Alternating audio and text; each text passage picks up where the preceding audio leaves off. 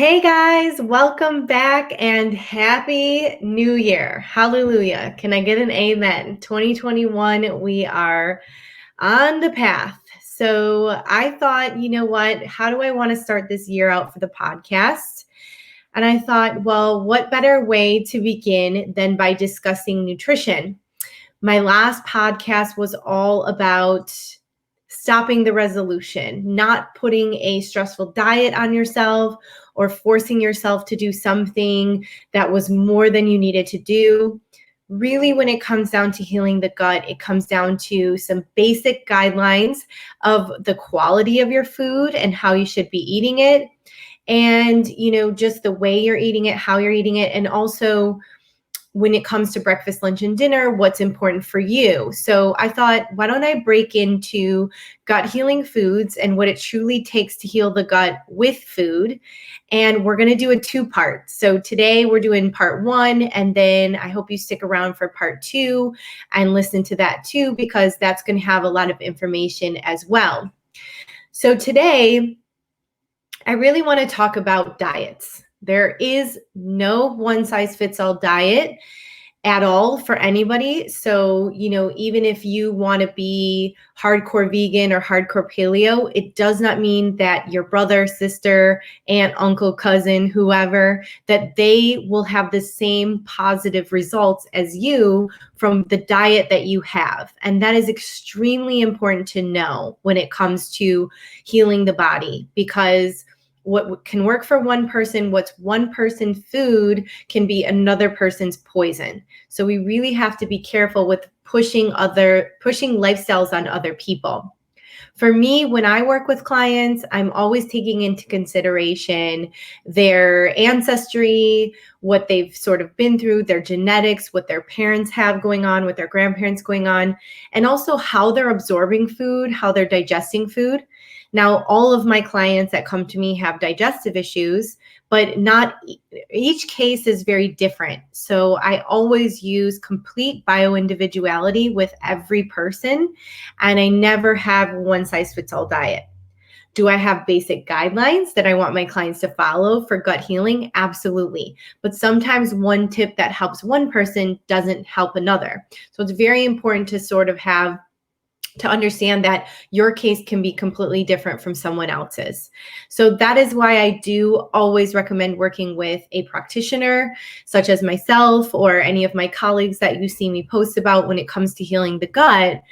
But also there are some must-do guidelines, what I like to call them non-negotiables. You guys have heard me talk about non-negotiables before when it comes to digestive health. And today I want to go through 5 different pillars of gut healing foods that are very important for you to follow if you want to have success with your gut this year, your gut healing journey.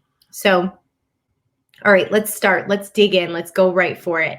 Number 1 today, when it comes to gut healing foods, the element that you want to pay attention to is food quality.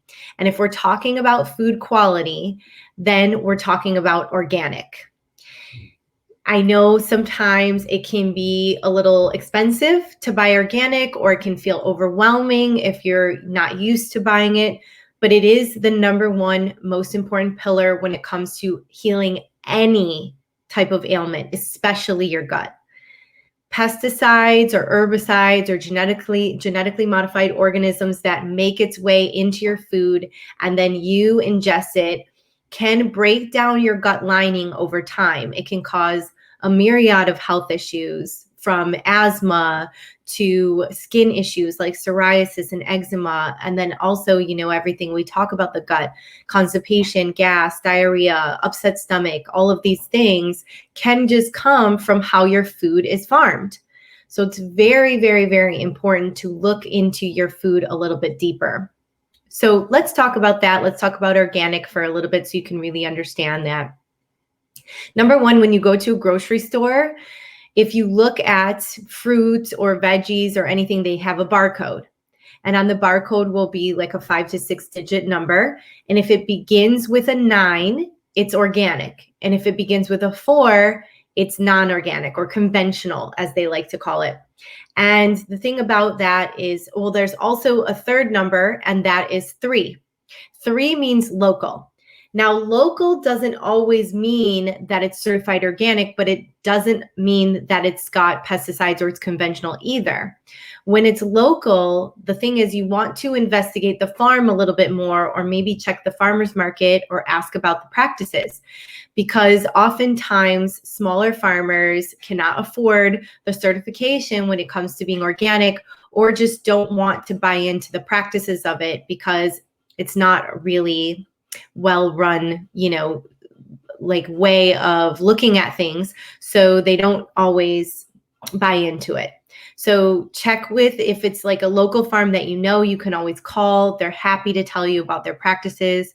Or check out a farmer's market is another way to save money, because you're not paying for the big box, Whole Foods, whatever it is, company, and you can save a little bit money on organic there.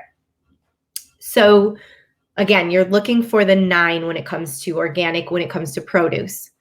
Now with meat and fish and chicken and stuff like that, always, always, always certified organic. And in addition to that, what you really want to look at is antibiotic and hormone free. When it comes to farming animals in America, they are definitely, over farmed for mass production, because everything is more and more and more. When they're trying to overproduce them, they will fatten them up or feed them with stuff that they're not used to eating. So cows are only intended to eat grass. Well, now, because of mass production, they do things like feed them grain or other things that they're not supposed to be eating. And then what happens is, yes, they get fat and juicy and produce great meat, but the cow also gets sick. And if the cow gets sick, then oftentimes it's exposed to antibiotics to make it better. And if it's exposed to antibiotics, then in turn, you are taking in all of that comes from a cow. So let's say the cow was really sick. It was given grain, had a very bad upset stomach, was given a couple courses, a round of antibiotics. And in turn, it's also been fed hormones to fatten it up or to keep it pregnant. Now you are taking in pesticides from the grain, hormones from the round of them trying to, produce as much as they can with milk and production. And then number 3, you're getting antibiotics from their antibiotic exposure too, especially in their meat and muscle and all of that.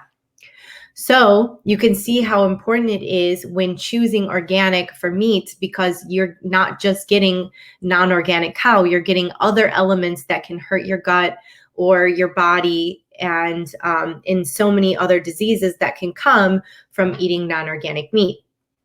Now, I am not completely vegan. However, I have reduced my meat consumption by a lot, and I'm extremely picky when it comes to the companies and farmers that I use for my meat. And I always try to do my research, which is something I want you guys to do too. I want you to be your best investigator. Look into the farms that you're buying from, ask questions. This is your family's health and your health, so it's really important to look into those things. So fruits, veggies, meats, eggs should always be organic, cage-free, antibiotic-free, free range, free of all the things, because it's very important to have a healthy animal.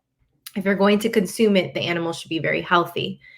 Now this trickles in also to nuts and seeds, grains, anything you buy for your pantry. Organic, organic, organic. As much as you can reduce your exposure to pesticides and genetically modified organisms, the better chance you have of healing your gut. I know that shopping for this can be overwhelming. Now, one of the things that you can do is you can find a health coach locally, and they will do grocery shopping tours. Now, obviously, I moved out of my hometown state and am no longer there, but you can search local health coach in Google and reach out and find someone who will do a grocery shopping tour with you. And yes, they are still doing them inside of COVID. If you just want some more advice, then always we can meet over the phone or talk on Zoom, and we can talk through strategy when it comes to going grocery shopping, because going to the store to go grocery shopping, because it's really helpful to know what you need to do before going in. With anything in life, being prepared is, everything when it comes to having success long term. So organic, number one, and you guys can see why. There's been a huge change in our food industry in America, and we have to adapt. That is just a fact when it comes to being able to consume food that is healthy and healing for our body. So quality is so important. Organic is so important. It's a non-negotiable. That's where we're starting everything when it comes to healing. Now, if you're saying, well, Jack, it's really expensive. Is there a way around it? All of this stuff. What I'm going to say to you is look at it from a different perspective. Okay. Now, we're not eating out as much anymore. We're not buying as much stuff. Hopefully, we don't need as much consumerism. So you can really put your dollar into your food and your healing. And the more people that, let's say, vote with their dollar when it comes to buying organic, the more accessible it will become for people. It will become less expensive because more people will be saying, this is what I want, and not buying conventional and still keeping that as an option. We need to fight to make this the norm, because we know years and years and years ago, there was no difference between organic and conventional. And because of the change with big pharma and the exposure to the pesticides, this is how it became separate. Well, we need to just make it one with organic, and it's really important to vote with your dollars. So check your perspective, look at what you have going on in your budget. How can you shift something? If you're buying a new sweater every week or a new loungewear every week, how can you scale back on that and put your money to your food? Because that is your best resource when it comes to healing and for long-term wellness. And personally, I'd rather be around for an extra 10 years than have the newest sweater. So I don't know how you feel about that, but that's where I'm at on it. And so organic, number one. So number two, eating the same thing every day is not helpful for your gut health. We have something called our gut microbiome, which is basically like in charge of our whole digestion. And what happens is if we eat the same thing every day, it doesn't help vary the gut microbiome, and the gut microbiome can start to just feel stagnant. And we need an array of nutrients, a variety of phytonutrients to be able to keep our gut microbiome growing healthy.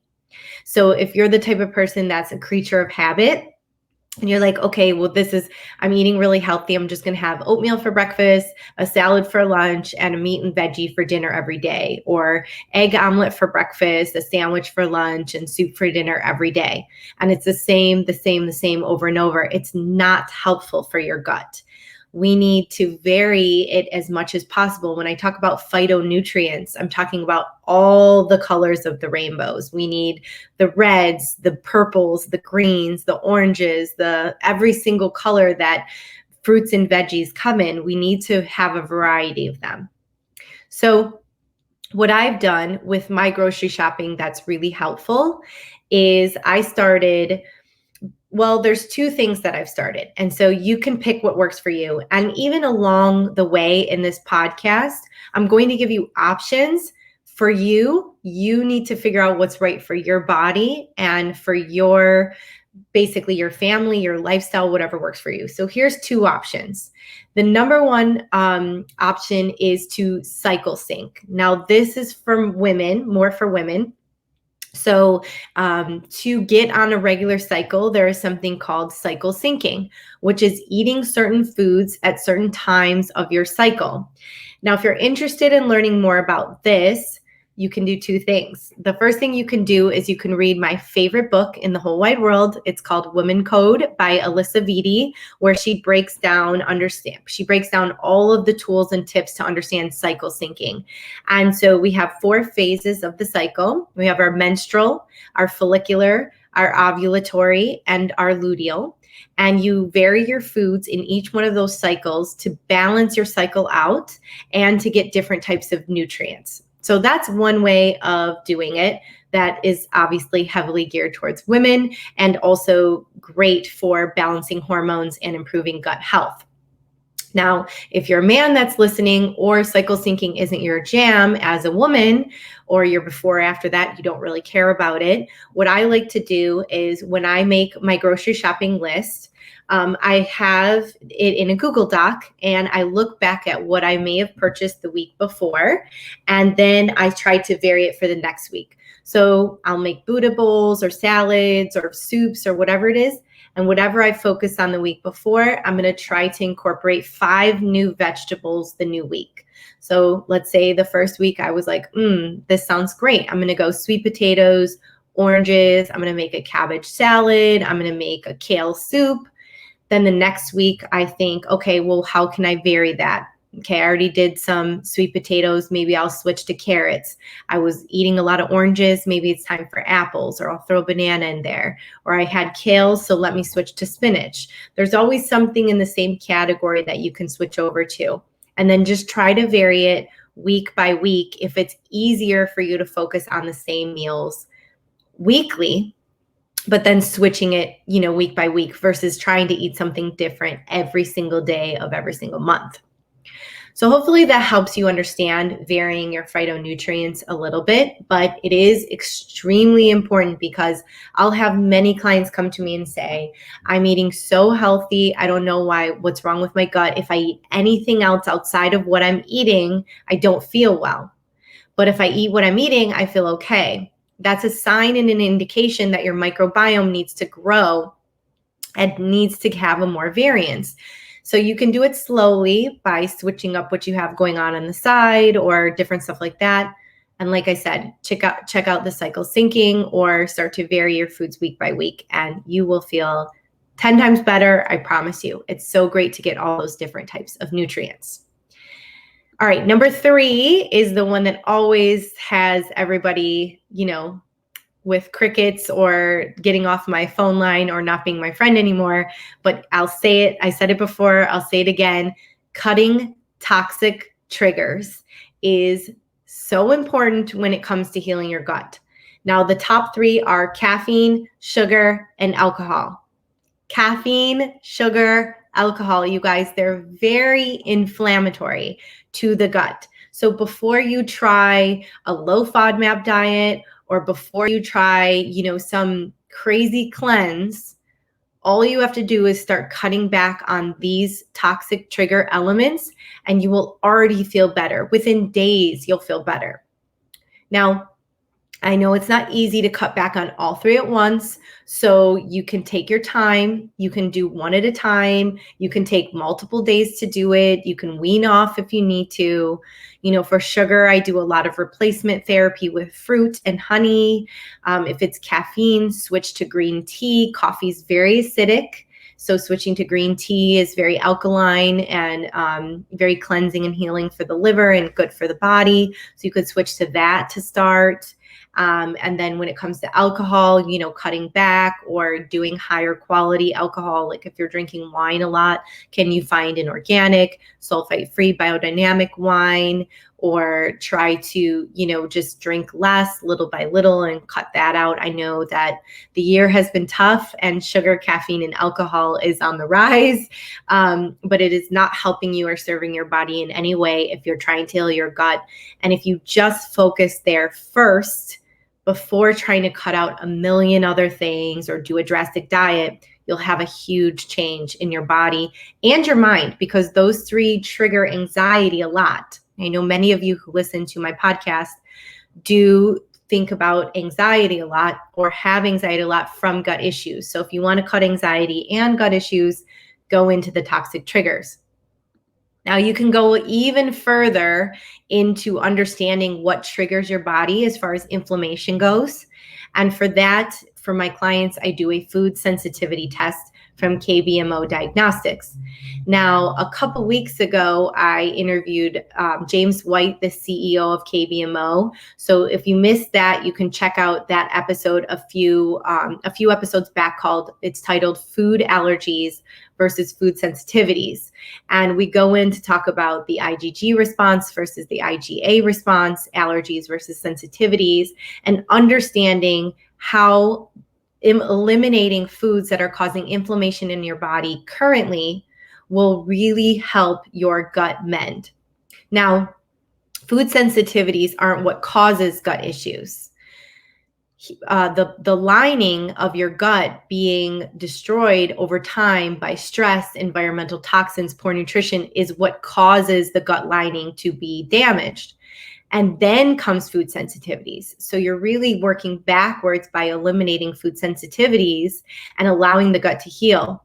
And if you allow the gut to heal, technically you should be able to bring these food sensitivities back in at some point, because the gut is healed and you no longer have this inflammation going on. So it depends on the person, it depends on the time, it depends on the dedication to the healing journey, but typically it's temporary. And it's just used for the time of healing.